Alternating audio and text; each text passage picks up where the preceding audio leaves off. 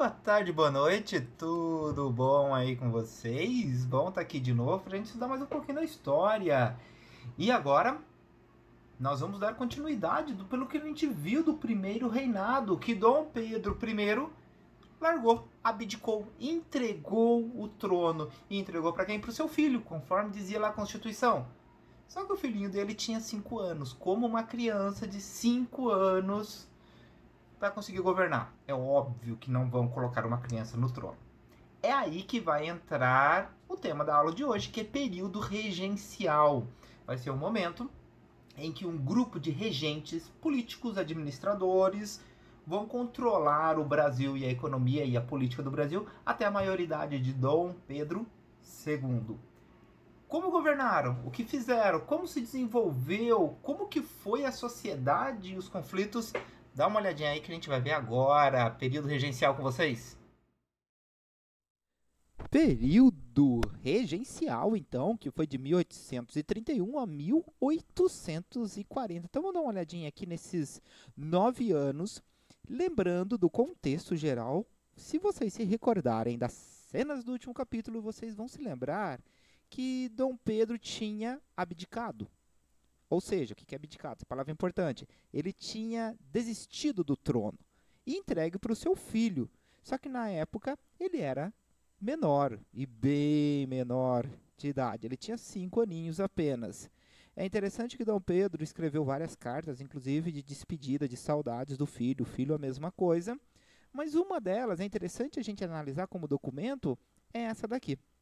Ele teria escrito, né, no momento da entrega e da desistência do governo do Brasil, que prefiro descer do trono com honra a reinar desonrado e aviltado, ofendido. Os nascidos no Brasil congregam-se, ou seja, se juntam, se contra mim no campo da aclamação, ou seja, estão se juntando para reclamar dele. Não querem saber de mim porque sou português. Tem muitos outros motivos aí por detrás, mas tudo bem. Estão dispostos a se desfazerem de mim porque sou português. Meu filho, Pedro II, tem sobre mim a vantagem de ser brasileiro. Os brasileiros prezam-no, governará sem dificuldades e a Constituição garante-lhe seus direitos. Renuncio à coroa conforme comecei, constitucionalmente. Ou seja, dentro de um conjunto de leis, a gente já viu isso daí, ele realmente colocou o nosso primeiro conjunto de leis, apesar de ter bastante absolutismo aí no meio. O que é interessante a gente perceber que com a renúncia e o fato da criança ser muito jovem ainda, nós vamos ter um governo com 3 regentes. A Constituição deixava bem claro isso, que no caso de vacância do cargo, ou seja, no caso de Dom Pedro, do imperador, não poder governar, seja por qualquer motivo, morte, desistência ou outros fatores, e o futuro herdeiro não sendo maior de 18 anos, quem iria governar era um grupo com 3 regentes. O que é um regente? O regente é quem rege, é quem controla, é quem governa aqui. Esses regentes vão dar origem ao período regencial que a gente está vendo aqui. E aí é que tá. Quem vai ser esses regentes? A gente tem que lembrar que esse momento nós vamos ter 3 grupos distintos, 3 grupos diferentes. Então agora a gente tem que começar a olhar com calma para entender esse momento. O primeiro grupo nós vamos chamar de moderados, que eles defendiam uma conservação da monarquia centralizadora, ou seja, que todas as decisões do Brasil fossem tomadas de maneira centralizada, ou seja, do Rio de Janeiro para o restante do país, não dando tantas liberdades para as províncias, que eram os estados, era como se chamava os estados na época. Essa visão dos moderados batia com um outro grupo chamado de exaltados, que eles queriam o quê? Que cada província, guardem essa palavra, província era como nós chamávamos os estados antigamente, pudessem ter mais autonomia, liberdade. Cada estado tomar as decisões conforme eles achassem melhor, mais ou menos como era nos Estados Unidos. Isso entrava em choque porque poderia tirar o poder do poder central. E ainda havia um terceiro grupo, que nós chamamos de restauradores. Eram portugueses, na sua maioria, que queriam que Dom Pedro voltasse para o Brasil. digamos que isso não vai durar muito por uma notícia muito séria. Dom Pedro, 3 anos depois, morre. Morre de tuberculose, morre na mesma cama em que ele nasceu, lá em Lisboa, em Portugal. Com isso, pessoal, nós vamos ter praticamente 2 grupos, né? É importante a gente citar esse daqui, que não vai durar muito tempo, mas nós vamos ter 2 grupos. Um que queria um poder mais centralizado e um que vai querer um poder mais descentralizado. É interessante a gente perceber que quando Dom Pedro renuncia ao cargo, o parlamento, o Congresso brasileiro estava de recesso, estava de férias. É por isso que vai ser criado o que nós vamos chamar de regência trina provisória. Percebam aqui pela data que durou pouco tempo. Foi exatamente num momento de reorganização, de reestruturação. Os deputados não estavam no Rio de Janeiro, que era a capital, então eles tiveram que se organizar. É nesse momento que vai criar de maneira provisória, né, não é permanente, esses 3 líderes que vão governar aí, pelo menos dentro desse período. Mesmo sendo tão pouco tempo, eles tiveram algumas atitudes consideráveis, como, por exemplo, perdão para todos os presos políticos, anistia dos presos políticos. Restringiram o poder moderador. Lembra que tinha o poder moderador, que Dom Pedro poderia fazer o que ele achasse melhor? Não serviria para os regentes, somente para o imperador. Também proibiu o ajuntamento noturno, ou seja, a preocupação de que as pessoas se organizassem contra o governo. Então estava proibido isso. E, obviamente, a convocação da regência trina permanente para que pudesse escolher quem seriam os regentes que iriam governar de fato e não de maneira provisória. Foi aí que foi feita a eleição que visava equilibrar tanto politicamente como regionalmente. E aí, nessa regência trina permanente, 3, como diz aqui, trina, foram escolhidos. Costa Carvalho, representando o sul, Braulio Muniz, representando o norte, e um militar, o brigadeiro Francisco de Lima Silva. Com isso, a gente tem um equilíbrio tanto regional, norte e sul, e temos um político aqui que poderia mediar as coisas.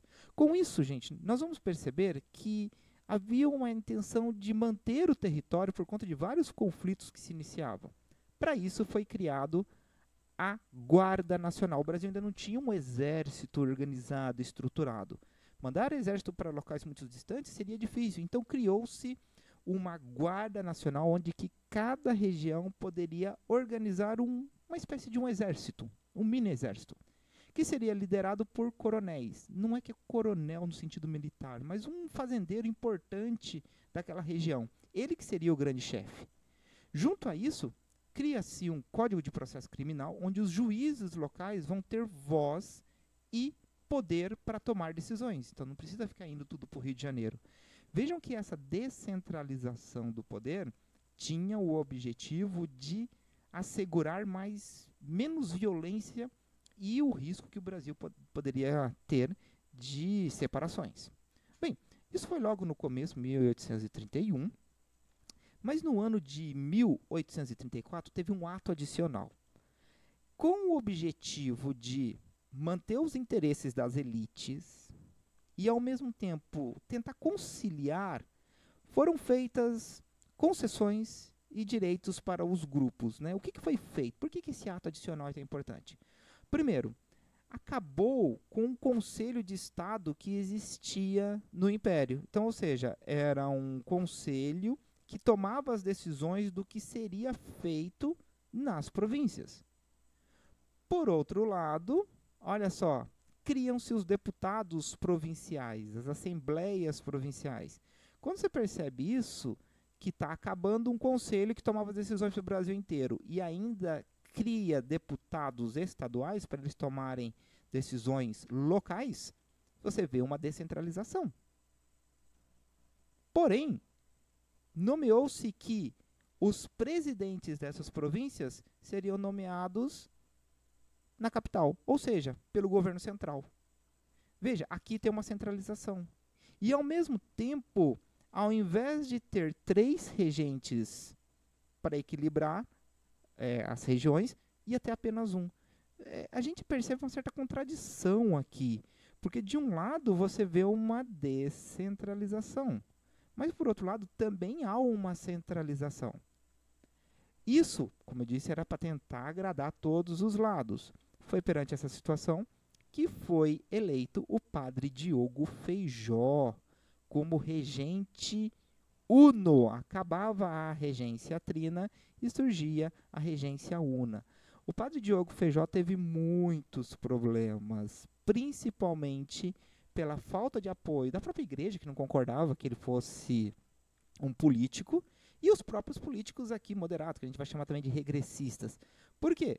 Porque estourava revolta no Brasil inteiro. Olha quantas revoltas na Bahia, no Pará, Rio Grande do Sul, Maranhão, também aqui na Bahia, em outros locais. Gente, essas revoltas que vocês podem ler aqui e podem se aprofundar depois, ela fazia com que o Brasil se fragmentasse e formasse assim vários pequenos países.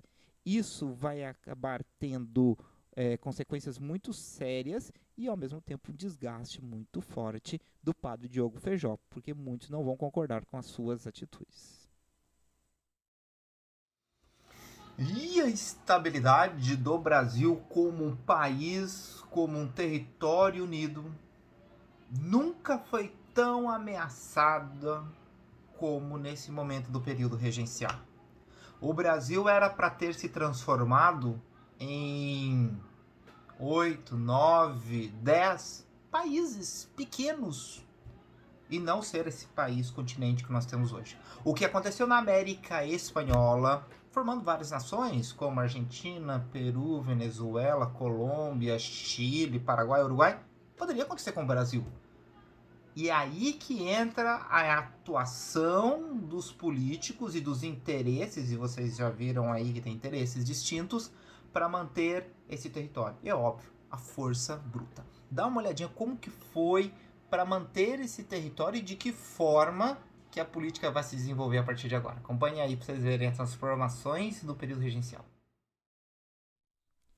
Então, verificando aí essa regência una que não deu tanto certo, ela se deu não só por questões aí de conflitos ou questões de falta de apoio político ou falta de apoio da própria igreja, no caso que era o padre Diogo Feijó, mas nós temos também uma crise econômica muito grande. Quando vocês olham aqui o período que nós estamos estudando, a gente vai perceber que tanto o açúcar como o algodão, nesta época, teve uma queda considerável. Então, essa crise, uma concorrência que já começava lá atrás, fez com que aqueles que eram aristocratas rurais fossem contra as políticas que estavam acontecendo. Né? Para piorar, Diogo Feijó propôs também uma alteração do modelo de economia, porque você pode perceber que, de um modo geral, nós temos uma nova economia que está surgindo, a economia do café. Aqueles estados, aquelas províncias que focavam em outros produtos não vão gostar tanto. Né? Principalmente porque os benefícios vêm muito aqui para essa nova economia, a economia cafeeira. Olha o quanto que subiu. Isso tudo, gente, vai fazer com que os conflitos aumentassem cada vez mais. As guerras da cabanagem, balaiada, sabinada, malês, farrapos, entre outras, vai levar a tanta pressão que, somado a problemas de saúde, Diogo Feijó acabou renunciando. Ou seja, Diogo Feijó, que tinha esse objetivo mais liberal, ou seja, de dar mais liberdade para as províncias, vai acabar não dando certo. Então sai esses liberais, que eram os grupos mais avançados aqui, que queriam mais liberdade para as províncias, e entram os regressistas, ou seja, grupos que queriam o poder mais centralizados. Se você centraliza mais o poder, você gera mais conflitos ainda, porque com mais liberdade já está tendo guerras. Você imagina se você concentra mais o poder na mão de alguns, deixa o poder mais centralizado. Perante essa situação, o regressista que vai assumir vai ser Araújo Lima. Ele vai governar de 37 a 1840. E as duas principais conquistas aí dos liberais foram reformuladas. Então os liberais, que eram os progressistas lá, né? Agora vamos entender aqui como liberais e moderados. Acho que fica mais fácil para vocês entenderem. Que era, por exemplo, o ato adicional, que dava mais autonomia. Lembra das assembleias, que cada estado poderia ter as suas assembleias e tomar suas decisões? Foi cancelado. Porque viram com isso muito poder das províncias e as guerras aumentando. Lembra-se que os juízes poderiam tomar poderes, poderiam tomar autoridades, poderiam tomar decisões locais? Também foi tirado isso. Ou seja, o que vocês acham? Se você está descentralizando, ou melhor, está centralizando mais o poder, o que vai acontecer com as revoltas? Mais motivo para revoltas, mais motivos para guerras. Por isso que esse período da história, ele vai gerar um dos momentos em que o Brasil correu mais risco de se fragmentar. Foi aí, perante essa situação, que em 1840, tá errado aqui, tá bom? Em 1840, os progressistas, são os liberais, que eram a minoria, eles não tinham condições de tomar o poder e ter decisões. Mas foi aí que esses liberais tiveram uma ideia. Uma ideia que ia mudar todos os rumos. Qual foi essa ideia? Um dos pontos mais importantes aqui da aula. A ideia dos liberais contra os moderados, contra os regressistas aqui, foi dar um golpe. Um golpe. O famoso golpe da maioridade. O que era isso? Gente, em 1840, Dom Pedro II tinha 14 aninhos. Tinha 14 anos. Ou seja, quase na sua idade, um pouco mais, um pouco menos da sua idade. E aí ele não poderia assumir, é óbvio. Ele só poderia assumir com 18 anos. Mas essa elite liberal, vendo as revoltas, acreditava que só uma autoridade do imperador, uma autoridade central, poderia acabar com os problemas. E assim tentando garantir os privilégios de quem? Deles mesmos. Então eles fizeram o quê? Uma proposta para esse garotinho aqui. A proposta foi: Imperador Pedro II, você quer assumir o poder? O jovem de 14 anos disse que sim, que concordava. E aí é que foi colocado a proposta no Congresso de aumentar ou melhor, diminuir a maioridade para 14 anos somente para o imperador. Se os moderados, os regressistas fossem contra, eles estariam indo contra Dom Pedro. Isso poderia ser ruim para eles. Perante essa situação, ou perante esse golpe que foi dado, os liberais conseguiram, no dia 22 de julho de 1840, fazer com que Pedro II assumisse o trono do Brasil. E é óbvio que os ministérios, a organização e a cúpula que iria trabalhar junto com Dom Pedro, viria da onde? Desses liberais, que ajudaram a dar o golpe. Ou seja, o golpe da maioridade foi um golpe dos liberais para tentar voltar ao poder. Com esse golpe de 1840, nós temos o quê? O fim do período regencial. Fechando o conteúdo, então, vocês viram que foi dado o golpe. O golpe da maioridade, o golpe dos liberais, para que o garoto, um jovem aí da sua idade, um pouco mais, um pouco menos, assumisse o trono do Brasil. Dom Pedro II, com apoio dos liberais, se tornava o grande imperador. O golpe da maioridade vai fazer com que acabe esse período regencial, e desse início ao segundo reinado. Mas aí já serão cenas do que nós vamos ver mais pra frente. Bons estudos, gente. Tchau, tchau.